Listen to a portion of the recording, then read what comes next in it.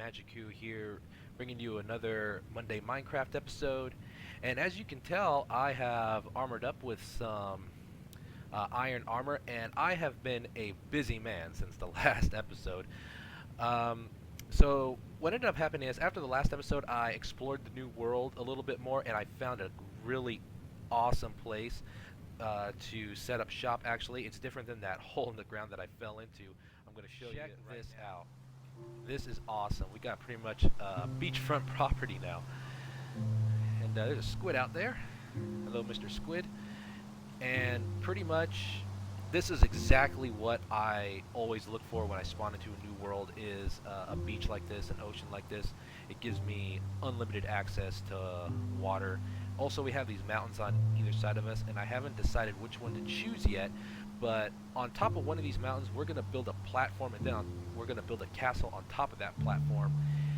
And the way we're going to build that platform is by using a machine known as a filler, which I believe is part of the Buildcraft mod that I have installed. I've used it before. It's such a cool device to work with. We can build up platforms, we can build up hollow structures, we can build up massive stairways. It's going to be a lot of fun. And aside from actually finding this location, I have been mining for hours, and I kid you not, it has been hours because I set up a massive strip mine below this. Here's the start of it. And we had to dive down in here because I had to get all the way down to level 12. So if you hit, I believe it's F3, yep, it'll bring up this grid here. And if you notice on the left side, the bottom section of on the left side, you'll notice X, Y, and Z coordinates. And when you're mining for, in my case, diamonds is what I wanted to find. I generally go all the way down to level 12. So I had to pretty much dig all the way down here, make this massive stairway, and you can see our Y coordinates dropping all the way down to the point where we get to level 12. There we go. And this is what a strip mine is in Minecraft. Essentially, it's this long corridor that you start off with, and then down, sectioning off of this corridor, you have these other corridors, these strips as it were, and essentially you space these strips out 2 apart. And the reason we strip them out 2 apart is because it's going to expose ore on either side of these walls. So it's going to expose the most amount of ore with the least amount of digging. This is a very effective way to get the resources you need in the beginning of the game without having to exert your what I've pretty much been working on, and each one of these strips goes 40 deep, so yeah, you can tell that's a lot of mining. And ultimately what I wanted to do was come up with at least 28 gold ores, and I wanted to come up with at least 11 diamond gems, because that is the minimum that you need in order to build what is called a quarry. And pretty much what a quarry is, it's a machine in Buildcraft that expedites your mining process very quickly. So you can set it down and power it, and when you power it, it will set up a grid that you lay out via the use of landmarks. And with that, you can essentially create a massive 64 by 64 quarry that will mine all the way down to. So we're at the point now where we need to make some landmarks actually to go along with our quarry. So to make a landmark, we first need to make redstone torches. So we have the sticks here, so we need some redstone. So we take some redstone. We should only need to build 4.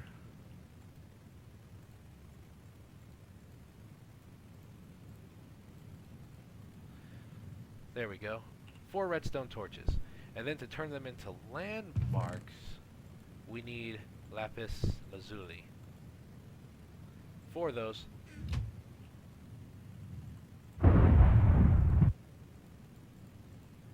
There we go. Put the sticks away. So the landmarks in conjunction with the quarry are going to map out the space that we are going to want to mine. So now I'm going to show you how to use these two in conjunction. But first we need to find a place to mine. So I'll see you in a little bit. Okay, we're back, and I think I finally found a good place to set this thing up. I think that this field right here is going to work just fine.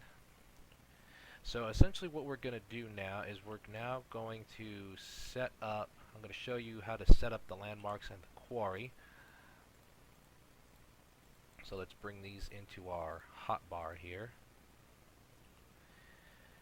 And then what we're going to want to do is we're going to want to set a landmark down. And then we're going to want to count 64 off in one direction. So when I reach 64, I'll let you know here. So yeah, jump cut now. Okay, so we're back, and now you can see that I have set up a second landmark right here that's on the same level. The keyword here is level. They have to be on the same level here in order to work. And when you right click on it, it'll set up this laser here that points to the corresponding landmark. And essentially what we want is a big square, a laser square, that goes around. And from there we can go back over probably to where that landmark is over there, and that's where we're going to set the quarry down. And you'll actually see,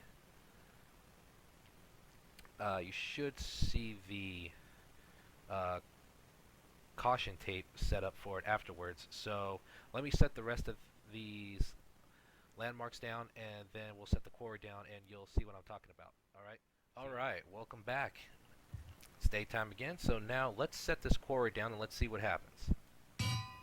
Boom, there we go. So you're going to see the landmarks are going to uproot themselves, so we need to go and collect them. And as I'm collecting them, you'll see what I mean by the caution tape now is set up. So this is essentially the frame of which our quarry is going to be built. So now you can see that the quarry is set up, but we do have one slight problem, and that is quarries need a power supply in order to power them, and we do not have a power supply yet. So for right now we are just setting it up. So next step is to build a power supply for this thing. Now the power supply that we're going to need to build for it, there's a few different options that we have. We could use the Buildcraft power supplies, which is either going to be the combustion engine, a Stirling engine, or a redstone engine. And we can see those right here. Redstone engine. And what's nice about these is that they're really cheap to make. The problem with the Buildcraft engines is that they are very, very inefficient, in my opinion. If we try to power this quarry with a redstone engine, it is going to take forever in order to mine a 64 by 64 gridded quarry. So we need a better option. Preferably an option that we don't have to constantly fuel and will run 24/7, and the best power supply that I've used so far for powering a quarry in Minecraft is by far the wind turbine. So this is the wind turbine, and the wind turbine, it's going to need osmium ingots, enriched alloy, energy tablets, and a basic control circuit. Metallurgic infuser in order to infuse osmium with redstone. And then let's see here, enriched alloy. Enriched alloy is essentially taking iron and enriching it with coal. And that is exactly why we had to do the strip mining, so we can get our hands on all these ingots and basic materials in order to construct these higher tier materials. So the next thing that we're actually going to have to make is a metallurgic infuser, actually. So this is a metallurgic infuser. It's very basic. You just need some iron ingots, a couple redstone, an osmium ingot, and 2 furnaces. Now the problem with this though is that with the metallurgic infuser, we also need a power supply for the metallurgic infuser. So in case you haven't figured this out yet, when you first spawn into the world and you're trying to build machines, the hardest thing to do is coming up with a power supply in the beginning. So the first power supply we're going to make is actually not the wind turbine, but rather it's going to be a heat engine, which is used in, not a heat engine, a heat generator. Yep, there we go. Heat generator. And this is part of the mechanism mod. And a heat generator is relatively cheap to make as well. It just takes 3 iron ingots, a couple of wooden planks, osmium ingot, furnace, and then a couple copper ingots. And then we get a heat generator. And what the heat generator is going to do is it's going to allow us to produce power for our metallurgic infuser so that we can create the parts needed to create the wind turbine. And then once we create the wind turbine, we essentially supersede the use of this heat generator, and we can use the wind turbine to power the metallurgic infuser, which consequently we build more parts for wind turbines, and we just keep producing wind turbines till we have enough to power what we need. But first we need to get our hands on this, and these are powered essentially with anything that can produce heat. So we can use, primarily you can use coal, or you can use lava, so we may need to make a few buckets in order to fill this thing with lava.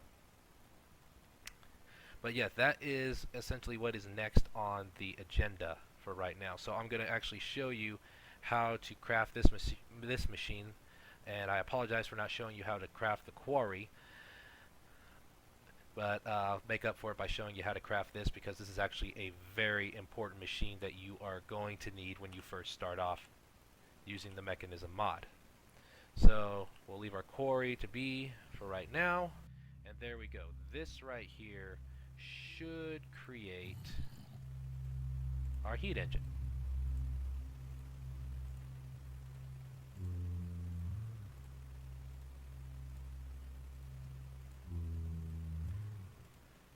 And there we go. We now have a heat engine. So now what we can do is find a place to set this down. Okay. Yeah, that's fine. So pretty much what you want is, you see this little plus sign here, this little port. This port is going to have to face whatever machinery that you're trying to power. In this case, we're trying to power a metallurgic infuser. So the next thing that we need to do is create the metallurgic infuser. Okay, so we smelted down our iron. I also smelted down another osmium ingot here. We got a couple redstone, and we got 2 furnaces. So now we are essentially ready to make our metallurgic infuser. So let's go over to our crafting table.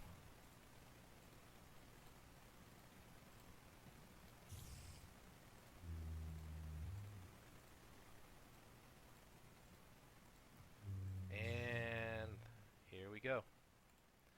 Metallurgic infuser. In fact, let's put that. So this is the setup right here, your initial setup, a power supply and your metallurgic infuser. That's going to allow you to get things going in order to craft some higher tier power supplies, and eventually we'll be able to power our Quarry. And then the last part for the Quarry is, we're going to have our power supply, we're going to have our Quarry, which is a load, but we need a transmission line in order to deliver that power to the Quarry. And for our transmission line, I like to use the universal cables.